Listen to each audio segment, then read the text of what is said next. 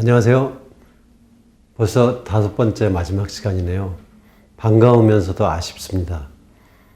그리고 제가 이렇게 카메라로 찍는 거에 익숙하지 않아서 제대로 전달하지 못한 부분들이 있고 지금도 좀 그렇습니다만은 아무튼 반갑고 고맙고 미안하고 그렇습니다. 자, 5번째 시간에는 우리가 전자기 현상과 빛에 대해서 짧게나마 소개를 드리겠습니다. 그 만유인력이라고 하는 것이 우리가 이제 현대 물리의 입장에서도 자연의 근본적인 힘 중에 하나죠. 힘 4가지 중에서 하나가 만유인력입니다. 또 다른 하나의 힘이 이제 전자기력이라고 하는 것이죠. 이제 그 얘기를 하는 겁니다. 이렇게 건조한 날에 미끄럼 타면은 이게 플라스틱 미끄럼을 타면 이렇게 정전기 현상 때문에 머리카락이 뻗친다라든가 이런 부분들 우리가 일상에서도 여러 번 이제 볼 수가 있습니다. 이렇게 고양이가 스티로폴에서 막 놀다 보면 이렇게 털에 이렇게 붙기도 하고요. 사실 이제 번개가 치는 것도 그렇고 다 사실은 같은 현상입니다. 다르게 보이지만 그 탈레스 본 적 있죠? 우리가 뭐 만물의 근원은 물이다 하고 과학과 철학을 열었던 그 밀레터스 학파를 세운 탈레스, 호박, 송진이 굳은 것을 호박이라고 하는데 이렇게 액세서리도 쓰이죠. 액세서리로 문지르면은 송진을 뭐 가죽이라든가 옷감에 문지르면은 서로 달라붙는 그런 현상들, 그런 것들이 이제 정전기 현상이었고요. 그 정전기 현상인데 금방 없어집니다. 사실은 이렇게 이런 부분들 번개도 그렇고 금방 없어지죠. 우리가 뭐 빛을 이렇게 뭐 옷에다가 문질렀다가 해도 붙지만은 조금 있으면 없어집니다. 이런 것들이 다 정전기 현상이고요. 정전기는 그 조금 있으면 없어집니다. 그래서 그 호박을 그 옷에다가 이제 문질러서 서로 이렇게 당기는 힘이 있다고 하더라도 조금 있으면 또 그런 현상이 없어지거든요. 근데 자석은 좀 그렇지 않죠. 우리가 천연적으로 우리가 뭐 자철석 같은 것들이 있습니다. 그 자석이 천연 자석이 있는 거죠.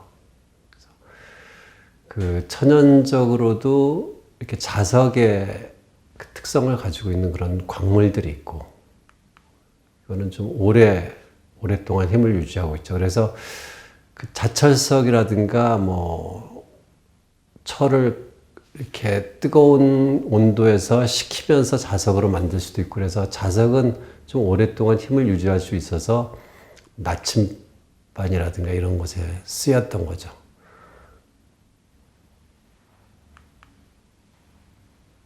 물건을, 이렇게 금속을 잡기도 하고요. 이렇게 여러 군데 쓰이죠.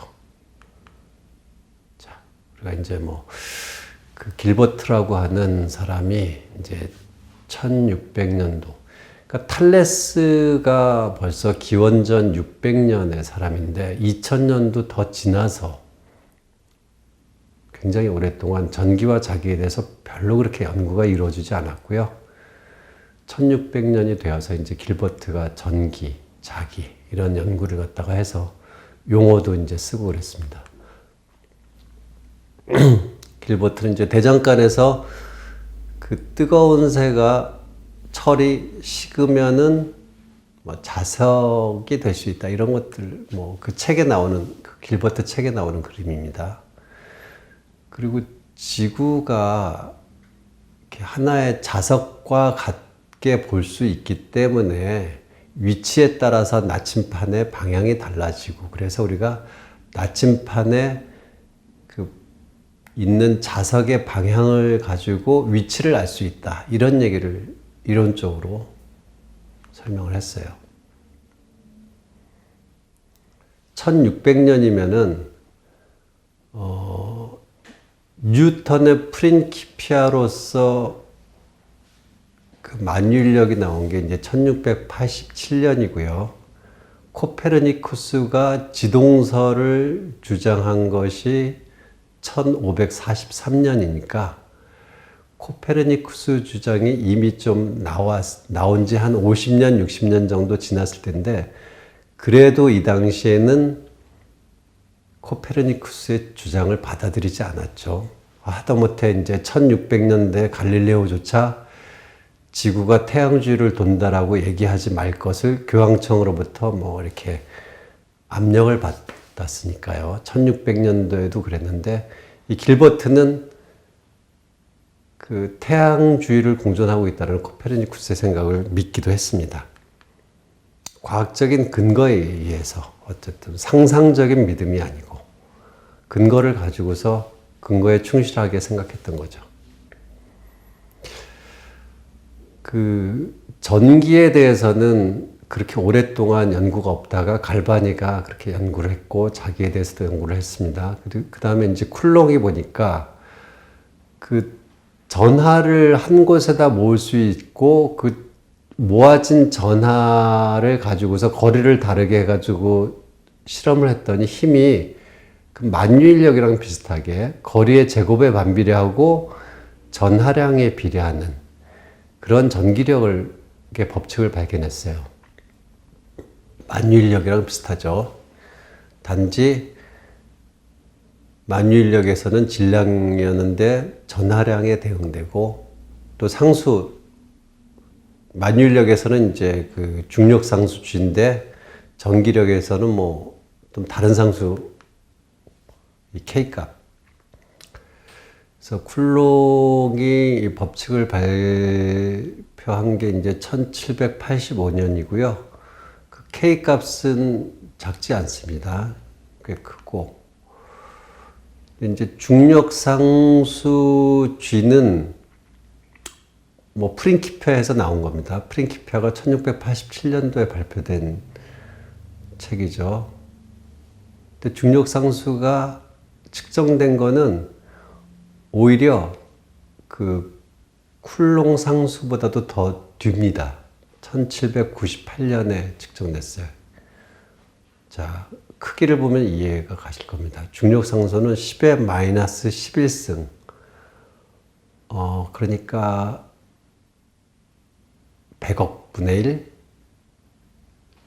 1000억 분의 1. 1000억 분의 1 정도니까 아주 작은 값이라서 측정하기 힘들었던 거죠. 그래서 우리가 일상생활에서 전기력은 느낄 수 있지만은 그 나와 내 옆에 있는 사람 사이에 그 만유인력 이런 건 느낄 수가 없어요. 그 중력 상수가 하도 작아서.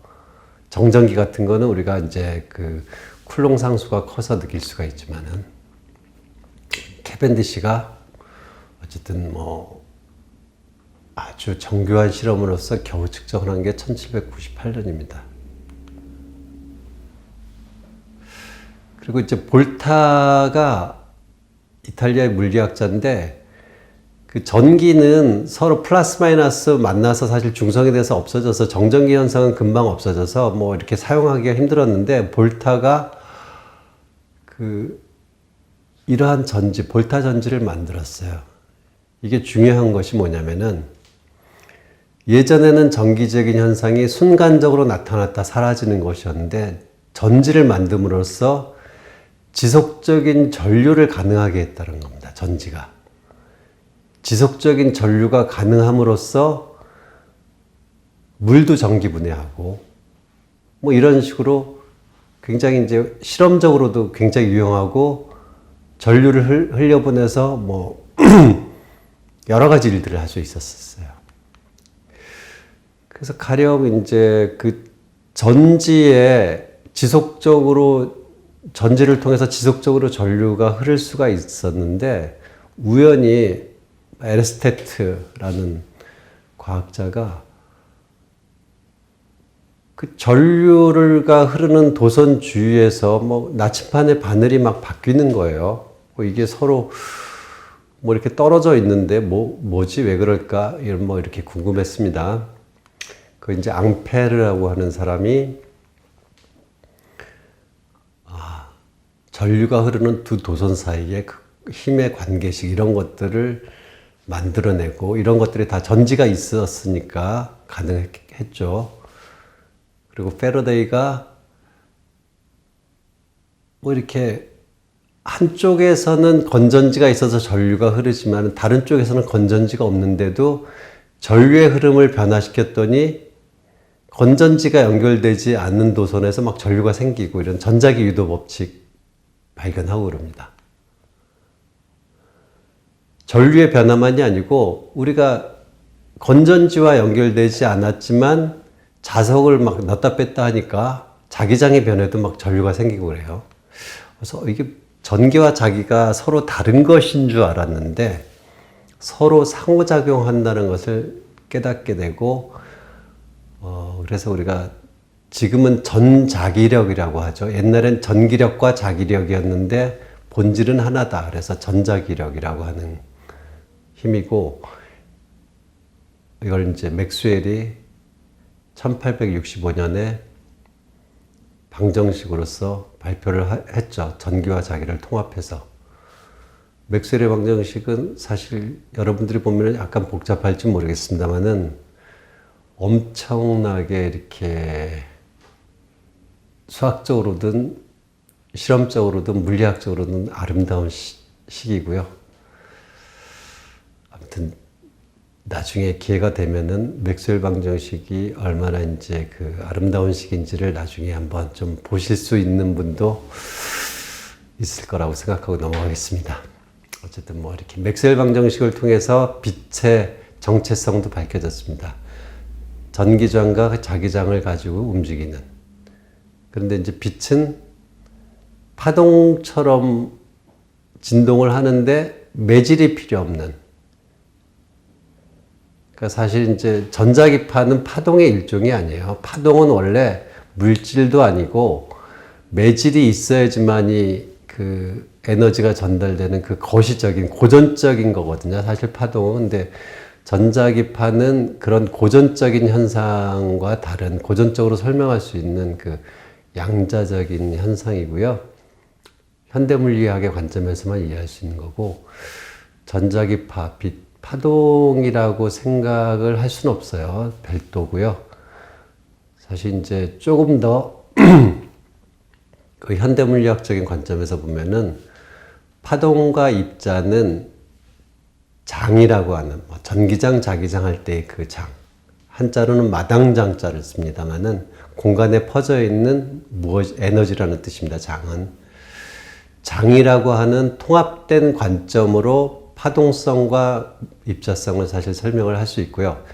이에 대해서는 또 길게 얘기할 수 없으니까 약간 이렇게 밑밥 정도만 던지고 넘어가겠습니다. 자, 어쨌든 이 전자기 현상을 가지고서 우리가 전동기도 이렇게 원시적인 거에서 현대적인 전동기를 가지고 또 원시적인 발전기에서 이렇게 산업적인 발전기를 갖고 있기 때문에 우리가 전기 문명이 가능했던 거죠. 우리가 전기가 없는 현대 문명을 상상할 수가 없죠. 근데 이제 다른 외계 문명도 어차피 같은 자연 법칙이고 전자가 자연 현상을 또 지배하고 있기 때문에 발달된 문명이라면 역시 같은 전기 문명을 쓸 겁니다. 뭐 전압은 다르겠죠. 자, 이렇게 에디슨이 세운 회사가 있죠. 그 제너럴 일렉트릭 전구 발명을 했고요. 헤르츠가 전자기파를 실험적으로 하면서 그 우리가 통신도 됐고 그 이런 것들이 그 거의 1900년 가까이 됐을 때 일어난 일인데 우리나라 그 대한제국이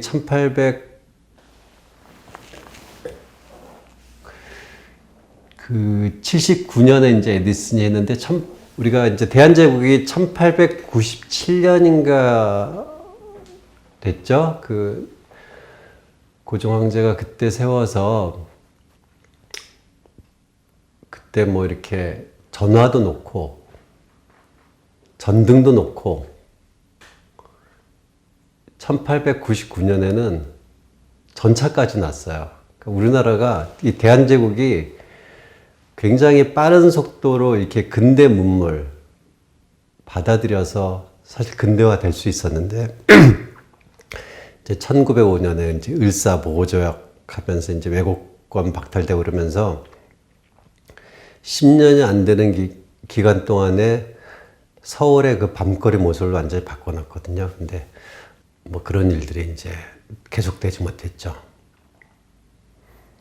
몇십 년이 우리에게 주어졌다면은 우리는 굉장히 더 나은 세상에 살고 있을 수도 있었습니다. 자, 넘어가겠습니다. 이제 빚에 대해서 잠깐 이야기를 하겠습니다.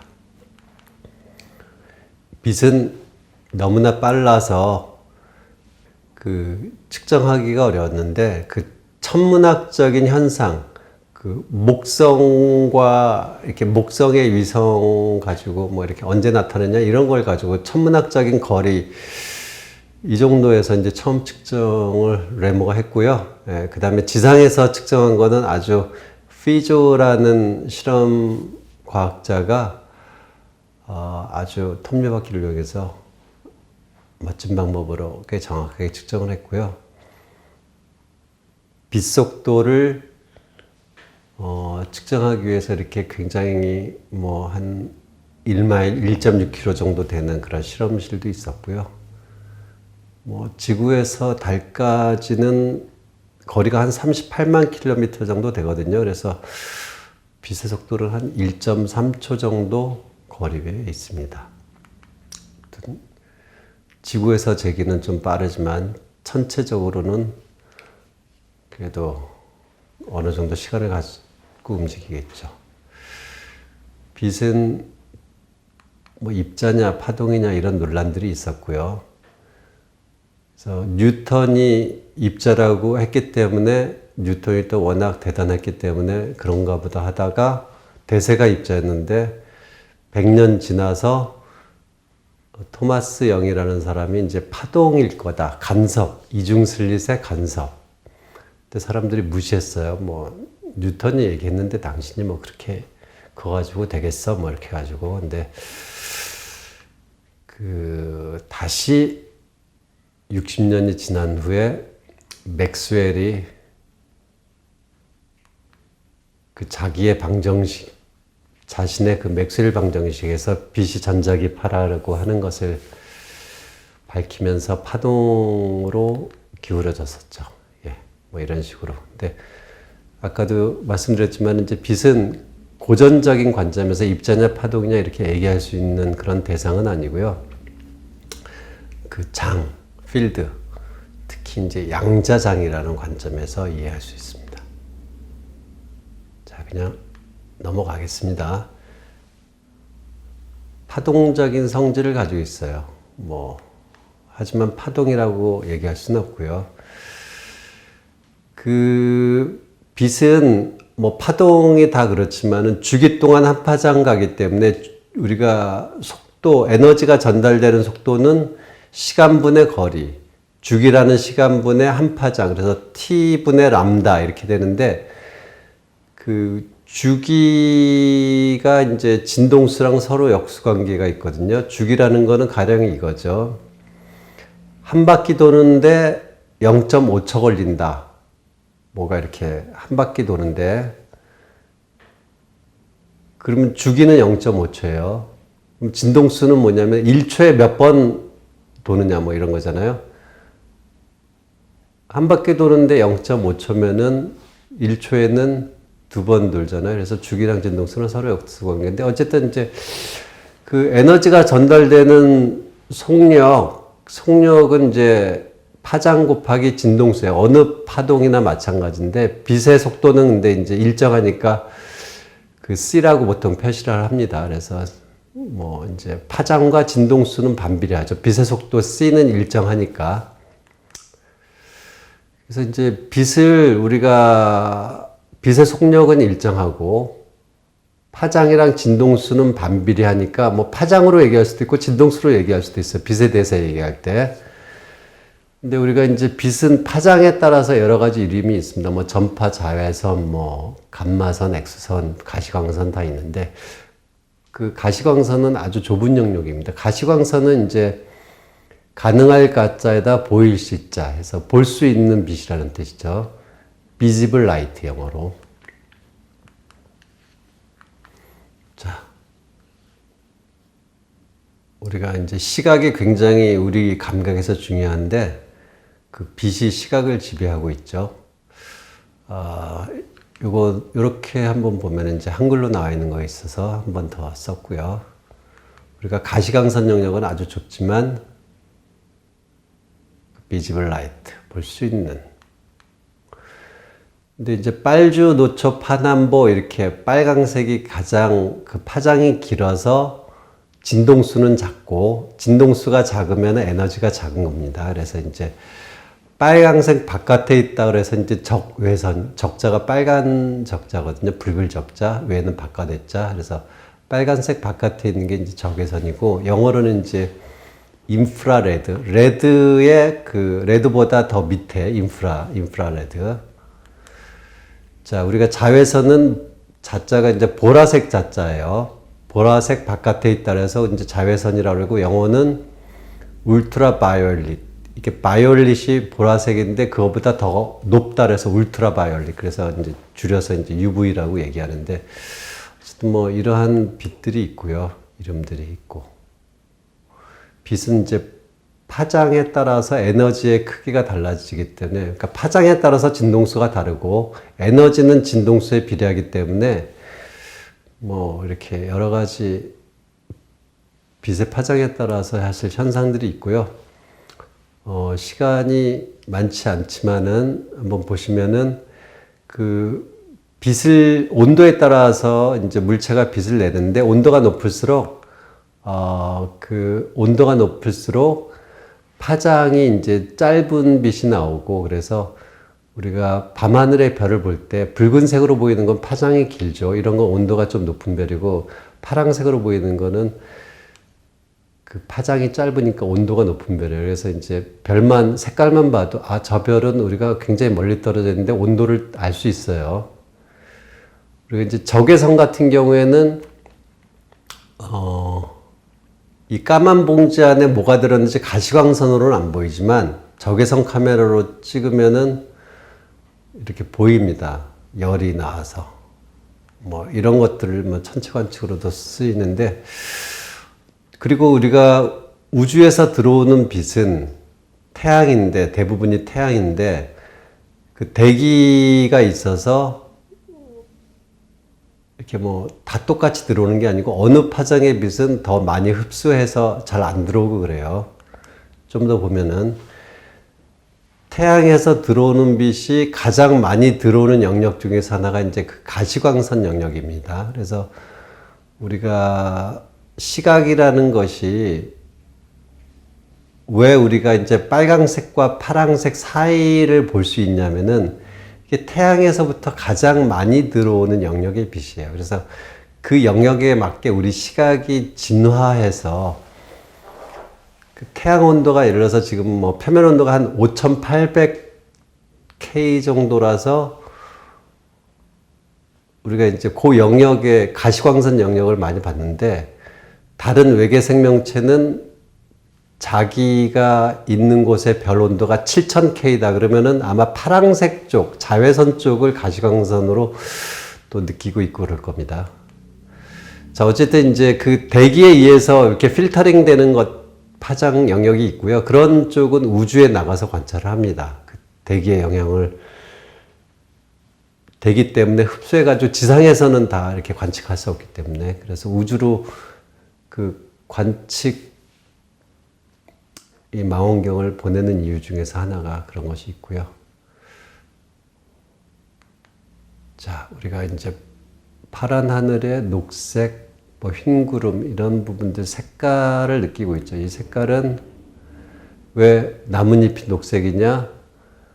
그 모든 색이 오지만은 잎에서는 붉은색과 파랑색만 흡수해서 광합성을 하는 데 쓰고, 녹색은 사용 안 하고 그냥 다시 반사하기 때문에 우리 눈에는 녹색 위주로 보여서 이제 그 녹색으로 보이는 겁니다. 나뭇잎이. 뭐 나뭇잎에서 녹색이 나오는 게 아니고, 그 오히려 이제 녹색은 안 쓰는 빛이에요. 그래서 이제 녹색으로 보이는 거죠. 우리 눈은 그 세 가지 세 가지 색을 느낄 수 있는 그런 시각 세포가 있고요. 알다시피 레드, 그린, 블루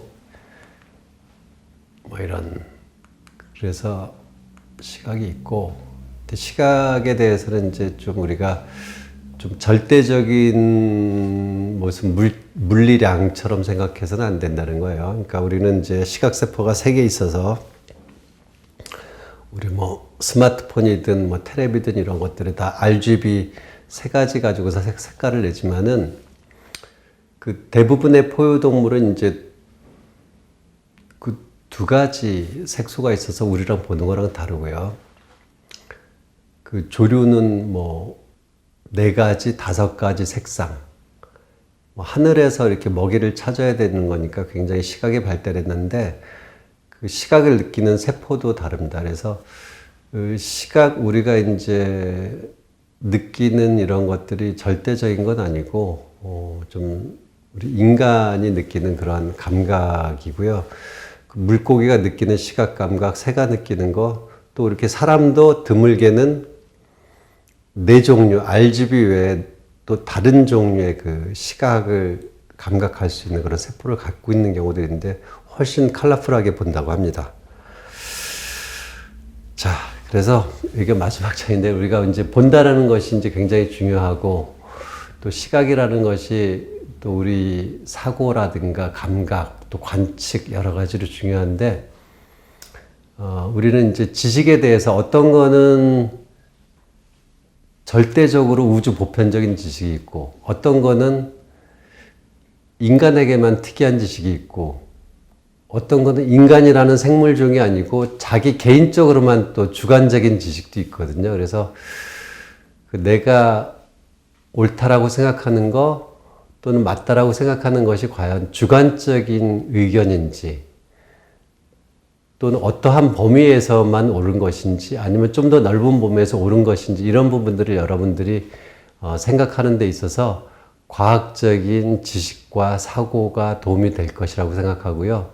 그렇게 객관적으로 지식이라든가 우리가 사람에 대해서 생각하고 이런 부분들은 생활에서도 유용할 수가 있으니까 아무튼 과학을 너무 딱딱하게만 생각하지 마시고 좀 더 우리 일상과 가까운 것으로서 받아들이고 즐기셨으면 좋겠습니다. 고생 많으셨고 아무튼 부족하지만은 이렇게 직접 보지는 못했다고 하더라도 많이 반갑고요. 그 부족한 부분 양해 바라면서 또 다음 기회에 어떤 방식으로든 또 이렇게 만나시기를 바라겠습니다. 예, 수고하셨습니다. 고맙습니다.